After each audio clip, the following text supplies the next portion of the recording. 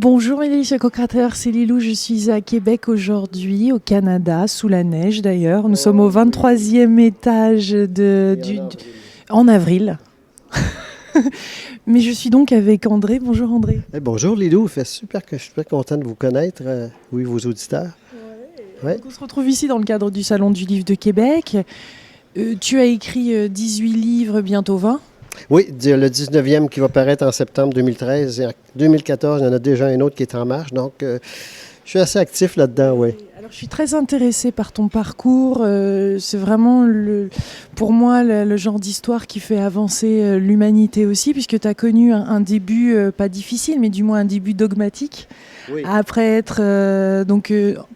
bon, explique-nous ce qui s'est passé. Oui, bien écoutez, j'ai été élevé dans un milieu très, très religieux, ici tout près à Québec, au séminaire de Québec, où la souffrance était dans le milieu de tout. Et on m'avait fait croire qu'il fallait souffrir pour plaire à Dieu, comme on disait. Et là, je vais déjà faire une révélation que je ne fais pas souvent, et les gens vont être surpris.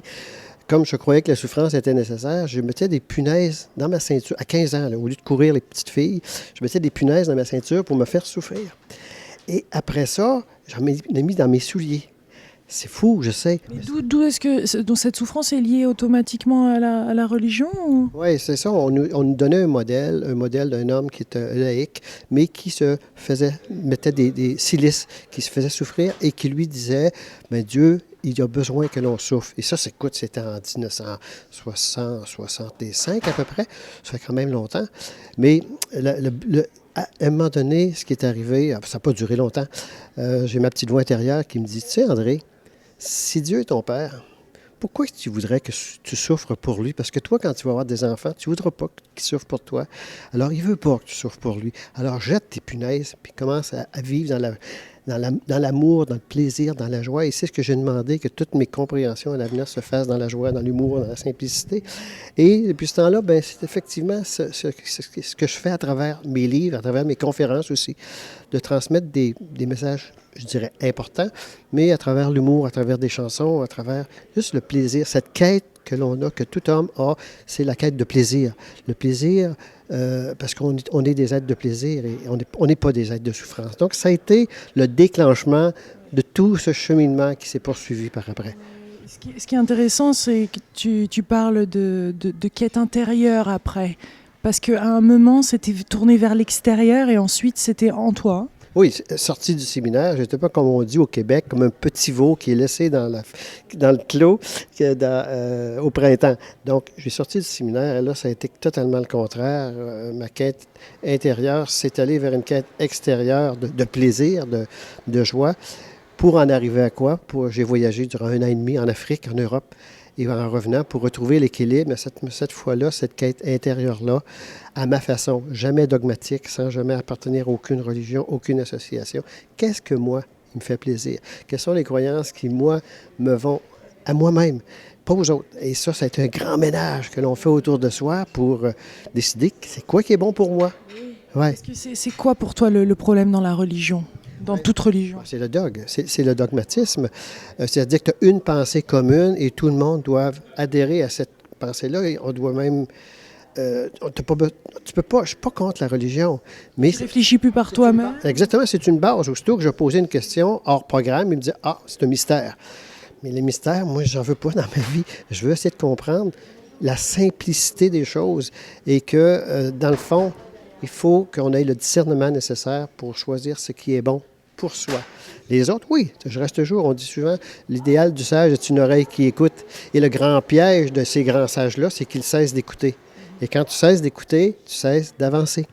Donc, c'est un grand piège. Quand tu t'attaches à ta spiritualité, si tu t'attaches à ta sagesse, c'est le plus grand piège qu'il peut y avoir dans l'humanité, parce que là, tu arrêtes d'avancer. On n'écoute plus, et tu as voulu utiliser le mot spiritualité, c'est un mot qui est beaucoup utilisé. Qu'est-ce qui signifie pour toi? Qu'est-ce que la différence entre spiritualité justement et religion? Qu'est-ce que la spiritualité? La religion est fermée, selon moi, selon des dogmes. La spiritualité, c'est ton propre esprit. C'est très, très large. C'est différent à chacun. C'est différent, c'est-à-dire que pour quelqu'un, une religion peut être une spiritualité si ça l'emmène à autre chose. parce qu'on monte des marches. On monte des marches toujours. Si la religion t'oblige à rester sur la même marche, bien là, à ce moment-là, tu n'es pas plus avancé. Donc, chaque maître que j'ai rencontré, entre guillemets, je n'ai reçu des enseignements que des maîtres qui m'ont donné totalement la liberté d'être moi-même. Ma responsabilité dans ce que je suis, donc aucun dogme, aucune limite. Mes limites, c'est moi qui me les donne. Alors, c'est ce que vraiment, à tous les auditeurs, je leur dis, oui, prenez ce qui fait votre affaire en tout, mais attendez pas 62 ans comme j'ai fait pour apprendre que la personne la plus importante dans la vie, c'est soi. Et c'est pas égoïste de dire ça. Et parce que dans certaines formes de spiritualité, on dit qu'il faut un gourou ou quelqu'un qui va nous enseigner à aller plus en profondeur. Quelle est votre relation à ce gourou, cet enseignant? Est-ce que c'est en vous aussi? Est-ce que c'est à l'extérieur? J'ai toujours cherché à être maître de ma vie. J'ai même écrit un livre qui s'intitule « Quand le maître est prêt, le maître apparaît », qui n'est plus édité d'ailleurs. Mais j'ai toujours été... Et ces maîtres-là, je suis allé en Inde, je suis allé 8 fois. J'ai accompagné 8 groupes en 3 ans en Inde. Et pour rencontrer justement le maître qui allait me donner ma responsabilité. Et le premier que j'ai rencontré me dit « Mais il faut absolument un maître pour pouvoir atteindre l'illumination. » Là, j'étais encore foutu. Et j'ai réalisé que les hindous avaient une grande spiritualité, mais qu'ils étaient encore dans leur dogme. Chaque hindou a sa petite statue, son petit gourou, son encens. Et si tu enlèves le gourou, il n'y a plus rien. Donc, les gourous, c'est toujours, si tu redonnes la responsabilité de ta vie et que leur plus grand cadeau que tu peux leur donner, c'est de t'en aller, moi là, je dis peut-être que ça a du sens.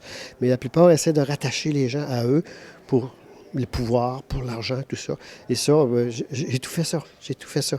Maintenant, le seul maître que j'ai, c'est le petit André à l'intérieur de moi. Et j'essaie d'écouter, j'essaie d'amuser, j'essaie de laisser le plus de place possible à jouer dans sa vie. Comment tu sais quand c'est bon pour toi? Quand ça fait wow! Quand ça fait wow! Si ça fait de la souffrance et si ça accroche en dedans, tout ce qui m'amène du bonheur, mais intérieur, là, c'est une espèce de wow intérieur. C'est bon pour moi. Si c'est difficile, je ne fais pas. Mais ça, c'est toutes des étapes que j'ai... S'il y a des conditions, tu ne fais pas. Oui, c'est ça. Mais les conditions qui me plaisent, oui. Parce qu'on a quand même besoin de conditions, puis de limitations, puis de respecter certaines règles. Mais c'est vraiment de l'écoute intérieure à tous les niveaux. Et encore une fois, je dis aux gens, attendez pas à 60 ans pour découvrir ça. Permettez-vous de vous faire confiance à vous-même assez pour vous dire... Il n'y a rien ni personne dans l'univers entier qui mérite que je me fasse du mal.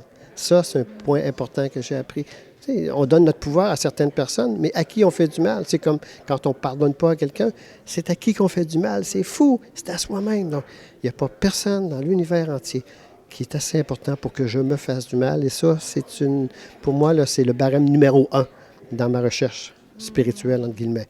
Tu as eu un best-seller sur le pardon, des milliers et des milliers de copies. Pourquoi le pardon est vraiment au cœur de ce chemin, en fait? Pratiquement même une des premières étapes ou quelque chose qui va vraiment débloquer l'être. C'est parce que si tu ne réussis pas à pardonner, tu cesses d'avancer. Aussitôt que tu passes ton temps à émettre des pensées j'appelle ça des petites boules de merde. C'est « Ah, je t'haïs, je t'aime pas, je te déteste. Écoute, tu passes ton temps à envoyer de ces petites boules-là, et ce qui te revient, je dis qu'en conférence, c'est le tas de fumier au complet. Et bien souvent, bien avant le printemps. Mais le pardon, il faut bien l'entendre. Il y a tellement de gens qui se ferment au pardon parce qu'ils pensent que pardonner, c'est oublier. C'est impossible. Mais pardonner, c'est arrêter de se faire du mal pour des choses que quelqu'un t'a fait. C'est à toi que tu fais du mal. C'est fou. Je dis j'ai une chanson dans un de mes livres qui s'intitule « Je te pardonne, mais j'oublie pas », que la vie est un parfait justicier et que ça sert à rien, justement, en plus d'haïr l'autre, de s'haïr au point de souvent se donner des cancers. On dit souvent qu'on peut s'emmener des dépressions, tout ça. À cause de qui? À cause de la personne qui nous a fait tuer. C'est fou. Arrêtez ça. Ça donne absolument rien. La vie va s'occuper de tout si vous croyez qu'il y a une injustice, mais moi, je crois que tout a sa raison d'être et que le pardon, c'est justement d'accepter que ce que l'on a vécu peut nous servir à quelque chose et que ne plus jamais se faire du mal pour quelqu'un qui nous en a fait. Parce que, vous savez, ceux qui nous ont plus fait tuer dans la vie sont souvent nos plus grands maîtres parce qu'ils nous obligent à nous surpasser, à nous dépasser. C'est ma vue sur le pardon et moi, j'ai jamais été capable d'en vouloir à quelqu'un. Je suis fait comme ça. pas de ma faute. Mais Mais quand il y a cette rancœur profonde et comme quoi, c'est dur ça paraît très très dur pour certaines personnes de le lâcher. Ça hante, ça. Même si on dit qu'on oublie, on n'oublie pas. Ouais. c'est impossible, non. J'ai une de mes amies de 78 ans qui, écoute, juste le mot pardon pour elle, elle ne veut pas, mais c'est parce qu'elle pense qu'il faut que ça oublie. Mais il faut le pleurer, il faut le crier, il faut haïr. Mais pas que ça dure 2 ans, 3 ans, 10 ans. C'est une vie. Il y en a que c'est une vie ils attendent à la mort avant de peut-être passer à autre chose. Non, j'appelle ça la période de destruction, qui est quand on a besoin de pardonner, c'est une période qu'on a besoin de passer. On a besoin de passer, on a besoin de vivre pleinement. Mais un coup que c'est fait, on passe à autre chose. Et puis, souvent, quand un de mes amis dit, il n'y a pas de courant d'air sans qu'il y ait au moins 2 ouvertures. Parce que quand on est capable de voir les 2 ouvertures, on prend aussi notre propre responsabilité dans tout ce qui nous arrive. Puis on dit, qu'est-ce que je peux faire avec ça? Comment que ça peut m'aider à avancer tout ça? Et à être la finalité de ça, en fait, on en a déjà un peu parlé, mais pourquoi vouloir pardonner, pourquoi vouloir faire ce chemin qui est difficile, de décider d'être soi-même, tout ça? C'est pour jeter pour toujours nos punaises. Parce que les pardons, c'est des punaises qui nous font souffrir, puis qu'on garde pareil, on ne sait pas pourquoi. Et aussi, d'arrêter de juger, parce que si vous voulez pardonner à quelqu'un, c'est qu'au départ, vous le jugez. Donc, enlevez le jugement de votre ego après que la tempête soit passée. Je ne dis pas ça à quelqu'un qui vient de vivre quelque chose de difficile. Un coup que la tempête est passée, arrêtez de juger, puis passez à autre chose. Et là, quand vous cessez de juger, il n'y a plus de pardon à faire. Il n'y a plus de pardon à se faire non plus. Parce que tout nous emmène ailleurs. Tout a sa propre raison d'être. Il faut comprendre ça. Et les gens qui sont, je te dirais, positifs dans la vie en général, s'aperçoivent que tout ce qui les a fait le plus tard les a emmenés à grandir, à monter une marche, à monter une marche. Comme cette madame de 80 ans qui me dit, c'est extraordinaire, une petite madame à peu près de ma grandeur, tout petite, avec les yeux brillants, qui me dit, tu sais, j'en ai voulu tellement à mon père. J'ai eu des problèmes avec mon père quand j'étais jeune. J'en ai tellement voulu. Écoutez, elle dit, moi, tout ce que je voulais, là, c'est de me retourner dans l'au-delà, puis de le pogner, comme on dit chez nous, par le chignon du cou, et lui dire, toi, mon écœurant, après tout ce que tu m'as fait, là, je peux te parler.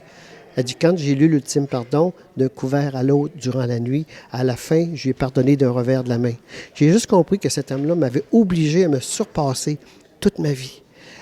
Et quand j'ai compris ça, je me suis dit, c'est vrai, si tu n'avais pas été là pour m'obliger à me surpasser, je ne serais pas la petite madame de 80 ans qui a plein de projets, qui a les yeux tout clairs. Et c'est grâce à lui. Elle dit, quand je vais mourir, là, elle dit, je vais monter en haut.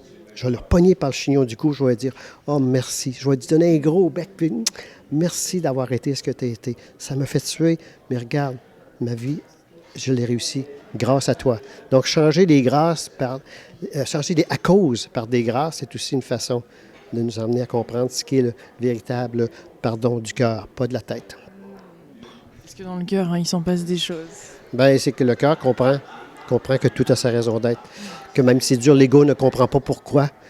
Mais quand on persiste et qu'on laisse le temps et la haine passer et qu'après ça, on reprend notre vie en main, à ce moment-là, tout devient possible. On peut faire les 3 pas en avant.